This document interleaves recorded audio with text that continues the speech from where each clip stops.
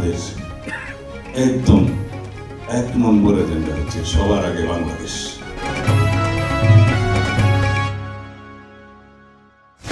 একটা সমৃদ্ধ এবং বড় আকারের ভলিউমের সংবিধান হলেই সেই রাষ্ট্র যে উন্নত গণতন্ত্রের অধিকারী হয় না, সেটা অনেক জায়গায় পরীক্ষিত। সেই জন্য ওনার কথাই আমি আবার রিপিট করি, অনেকগুলো কমিশন এবং অনেকগুলো আইন এবং অনেকগুলো সংস্কার আমরা পার্লামেন্টের এনাক্টমেন্টের মধ্য দিয়ে নিয়ে আসতে পারি, যেগুলো সময়ে সময়ে সমাজের চাহিদা অনুসারে আমরা পরিবর্তন করতে পারব। সংবিধানে একবার একটা আর্টিকেল সংযোজন হয়ে গেলে সেটা সংবিধান পরিবর্তনের যে বিধান, সেই বিধান ছাড়া আর কখনো সংশোধন করা সম্ভব হবে না। সেই বিষয়টা আমাদের খেয়াল রাখতে হবে। তবে সংবিধান তো ডেইলি পরিবর্তন হয় না, এবং সংবিধান প্রতিনিয়ত প্রণয়ন করা হয় না।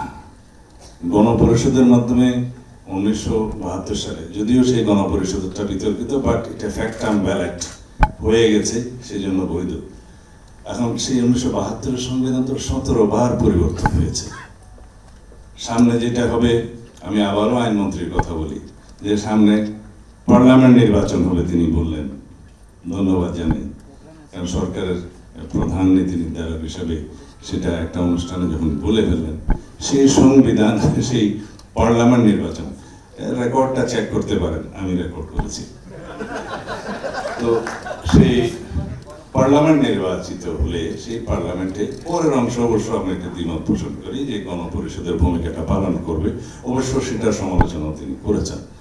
গণপরিষদ হিসাবে যে ভূমিকাটা পালন করে সেটা অনেকটা জনাব প্রফেসর আলী রিয়াজদের ভাষায় রিরাইটিং অফ দ্য কনস্টিটিউশন, যেখান থেকে ওনাকে বুঝিয়ে আমরা সরিয়ে আনতে সক্ষম হয়েছি।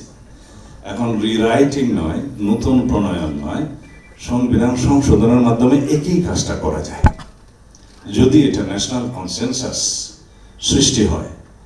সেটাই তো আপনারা নতুন সংবিধান আনবেন এবং সেই জিনিসটাই তো রিরাইটিং করবেন। সেই একই জিনিসটা সংশোধনের মাধ্যমে আসলে অসুবিধা তো নেই। আমার একজন সমালোচনা করেছিল যে পার্লামেন্টকে আমি মাদার অব দি ইনস্টিটিউশন বলেছি, আসলে সেটা মাদার বলি নাই আমি। সংবিধান নতুন প্রণয়নের ক্ষেত্রে সেটা গণপরিষদ ঠিক আছে, পৃথিবীর বিভিন্ন দেশে স্বাধীনতা পরবর্তীকালে অথবা ন্যাশনাল স্টেট হিসাবে স্বীকৃতি পাওয়ার পরে যখন সংবিধান প্রণয়ন করা হয়, তখন সমাজের বিভিন্ন ক্লাসের প্রতিনিধিত্ব নিয়ে সেই গণপরিষদ গঠিত হয়, হয় নির্বাচনের মাধ্যমে অথবা সিলেকশনের মাধ্যমে। সেই গণপরিষদের ভূমিকা সংবিধান প্রণয়নের পরে শেষ হয়ে যায়, তারপরে পার্লামেন্ট ইলেকশন হয়, ঠিক আছে। কিন্তু আমাদের এখানে একটা মরাদরা হলেও তো একটা সংবিধান আছে, সেই সংবিধান রোগাক্রান্ত হয়েছে, সেই সংবিধান দলীয়করণ করা হয়েছে। সেই জন্যই তো আমরা এতগুলো সংস্কার কমিশন গঠনের মধ্য দিয়ে সংস্কার প্রস্তাবে জাতীয় ঐকমত্য সৃষ্টির মধ্য দিয়ে একটা জায়গায় আসতে চাচ্ছি, যেগুলো সংবিধানে গ্রহণ করা হবে। আসি আবার আপনাদের কথায়, ওইখানে বেশি বলে ফেললাম। যেই প্রস্তাবগুলো আপনারা করেছেন তার মধ্যে আমি দেখলাম 7টা হচ্ছে পলিটিক্যাল পার্টিসদের জন্য প্রযোজ্য আর কি এখানে, আর 2টা রোড ম্যাপ সাজেস্ট করেছে সম্ভবত প্রফেসর আলী রিয়াজদের জন্য, যে কোন পদ্ধতিতে আপনারা এটা করবেন, অথবা বাস্তবায়ন পদ্ধতির জন্য। সেই জায়গায় আমরা যাবো না, বাস্তবায়ন আগে নয়, আগে যে প্রস্তাবগুলো আছে সেগুলো গ্রহণ করা যায় কতটুকু কি। আমরা বিভিন্ন পর্যায়ে সংস্কার কমিশনের সাথে কথা বলেছি, সমাজের বিভিন্ন শ্রেণী পেশার মানুষের সাথে কথা বলেছি। আপনারা যারা জাতির বিবেক এবং এগুলো নিয়ে আপনারা বিভিন্ন ক্লাসের সাথে কথা বলে আপনারা যে সংস্কার প্রস্তাবগুলো প্রণয়ন করেছেন এবং এই যে সেমিনার আয়োজনের মধ্য দিয়ে সবার মতামত গ্রহণ করার চেষ্টা করছেন, এই উদ্যোগকে আমি স্বাগত জানাই। আমি প্রথমেই যেটা বলা উচিত ছিল সেটা বলি নাই, আবার ক্ষমা চাচ্ছি, যে স্বাধীনতা যুদ্ধ থেকে সমস্ত গণতান্ত্রিক আন্দোলনে শহীদের যে আত্মত্যাগ, তাদেরই আকাঙ্ক্ষাই তো এটা, তাদেরকে স্মরণ করি গভীর শ্রদ্ধার সাথে। জুলাই গণ অভ্যুত্থান সহ দীর্ঘ 15-16 বছরের ফেসিবাদ বিরোধী গণতান্ত্রিক আন্দোলনে যারা জীবন দিয়েছেন, আহত হয়েছেন, ক্ষতিগ্রস্ত হয়েছেন, তাদের সকলের প্রতি শ্রদ্ধা জানাই, স্মরণ করছি। আজকে আমরা এই একই জায়গায় এসে ফেসিবাদ বিরোধী জাতীয় ঐক্যকে আমরা ধরে রাখবো, এটাই আমাদের শক্তি হবে।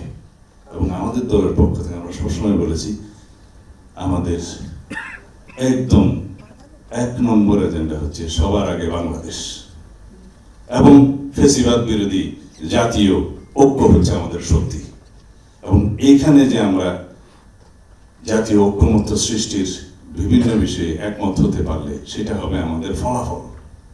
বিচারের প্রক্রিয়া নিয়ে আসার যে সংশোধনীটা আনা হয়েছে সেটাকে স্বাগত জানাই।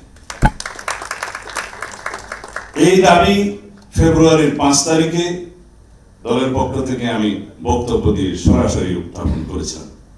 তার আগে এবং পরে অনেক জায়গায় আমরা দলীয়ভাবে এই দাবি উত্থাপন করেছি, বাংলাদেশের জনগণ চেয়েছে। আমরা ফেব্রুয়ারির 10 তারিখে মাননীয় প্রধান উপদেষ্টার সাথে দলীয়ভাবে সাক্ষাৎ করতে গেলে লিখিতভাবে সেই প্রস্তাব আমরা মাননীয় প্রধান উপদেষ্টাকে দিয়েছি। এখানে আইনমন্ত্রীও ছিলেন। সেখানে আমরা বলেছি, গণহত্যা এবং মানবতা বিরোধী অপরাধের দায়ে আওয়ামী লীগকে রাজনৈতিক সংগঠন হিসেবে বিচারের আওতায় আনতে হবে। সেজন্য আর্টিকেল 47 অনুসারে যা কিছু সংশোধনের প্রয়োজন সেটা সংশোধনে আনতে হবে।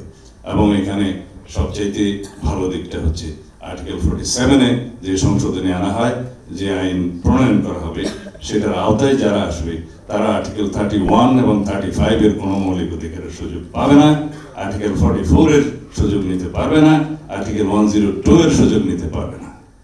সুতরাং আমি এখনো আইনমন্ত্রীকে অনুরোধ জানাবো যে আইনটা যেন সুষ্ঠুভাবে প্রয়োগ করা হয়, যেন ন্যাশনালি এবং ইন্টারন্যাশনালি এটা বলতে না পারে যে এটা সুষ্ঠুভাবে বিচার প্রক্রিয়া সম্পন্ন হয়নি। সেই বদনাম যেন আমাদের না হয়। আর অন্তর্বর্তীকালীন সরকারের অন্তর্বর্তীকালীন সময়ের জন্য যেই পলিটিক্যাল পার্টি হিসেবে আওয়ামী লীগ এবং তার অ্যাসোসিয়েটদের অন্যান্য অঙ্গ সংগঠনের কার্যক্রম নিষিদ্ধ করার জন্য যে বিধানটা করা হবে, সেই আইনে, সন্ত্রাস বিরোধী আইনে কিছুটা সংশোধনী আনতে মনে হয় হবে। কারণ ওখানে দল নিষিদ্ধের কথা বলা আছে, সম্ভবত কার্যক্রম নিষিদ্ধ করতে গেলে সেখানে কিছু সংশোধনী আনতে হবে। সেটা এনে তারপর প্রজ্ঞাপন হলে ভালো হবে।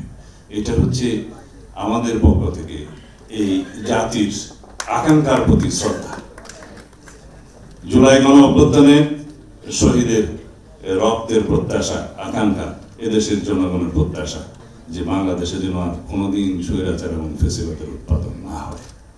সেজন্য পরবর্তী যে সংশোধনীগুলো আপনারা সংসদে সংবিধানের জন্য প্রস্তাব করছেন, জুডিশিয়ারির জন্য প্রস্তাব করলেন, আমার ভাই আসিফ নজরুল আইনের প্রখ্যাত অধ্যাপক হিসাবে অনুধাবন করেছেন জুডিশিয়ারির যে ক্ষমতা এবং লেজিসলেচারের যে অনেক ক্ষেত্রে ভারসাম্য সৃষ্টি করার জন্য স্থায়ী কমিটিতে যে চেক অ্যান্ড ব্যালেন্স আনানো এবং অন্যান্য সাংবিধানিক প্রতিষ্ঠানগুলিতে যাতে ভারসাম্য সৃষ্টি করা হয়, সেই বিষয়ে আপনাদেরকে আরও বেশি ব্রেন স্টর্মিং করতে হবে।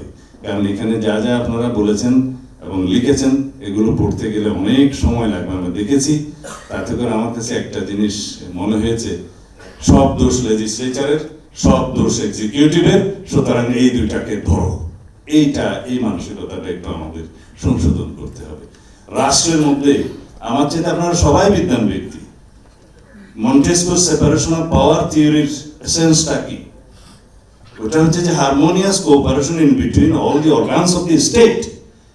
সেই ভারসাম্যটা সৃষ্টি করার চেষ্টা করেন এবং সেই ভারসাম্য এবং কোঅপারেশন, সেই মধুর সহযোগিতা যদি অব্যাহত থাকে তাহলে চেক অ্যান্ড ব্যালেন্সটা এস্টাবলিশড হবে। আগের মতো এক্সিকিউটিভকে ফুয়ারার বানানো যাবে না, সেটা মানি। কিন্তু জুডিশিয়ারিকে যেভাবে আমরা অ্যাকাউন্টেবিলিটি ছাড়া ছেড়ে দিচ্ছি, সামনের অভ্যুত্থানটা তো সে জুডিশিয়ারির বিরুদ্ধে হবে। এখনো পর্যন্ত জুডিশিয়ারিতে কারা বসে আছে, তাদেরকে বহাল রেখে 30-32 জন ফ্যাসিবাদের দোষর আমরা ইন্ডিপেন্ডেন্স অফ জুডিশিয়ারি এনশিওর কিভাবে করব? তখন করা হবে সেই জাজেসদের ইন্ডিপেন্ডেন্স এনশিওর করা হবে, যাদের মধ্য দিয়ে ফ্যাসিবাদ তার আয়ুটা দীর্ঘায়িত করেছে। লোয়ার জুডিশিয়ারির ক্ষেত্রে বলেন, আমরা সব প্রশাসন এবং পুলিশ ক্যাডার সহ বিভিন্ন ব্যুরোক্রেসিতে অনেকের চাকরি যেতে দেখেছি, অনেকের রিটায়ারমেন্টে গেছে, অনেকের ভিতরে অ্যাকশনস হয়েছে, but no one from the lower judiciary. শুধুমাত্র 2000-এর বেশি সাজা দেওয়া হয়েছে রাতের কোর্ট পুলিশে এই ঢাকা সিএমএম কোর্ট থেকে, হেডেড বাই বিকাশ রায়। আচ্ছা, আইনমন্ত্রীকে বলবো যে বলা ভালো যদি অ্যাকশন হয়ে থাকে, কারণ এই লোয়ার জুডিশিয়ারির যেটা আমরা আর্টিকেল 116 অনুসারে চিফ জাস্টিসের হাতে ইন্ডিপেন্ডেন্টলি দেওয়ার জন্য প্রস্তাব করেছি, এটা আমাদের 31 দফার একটা দাবি।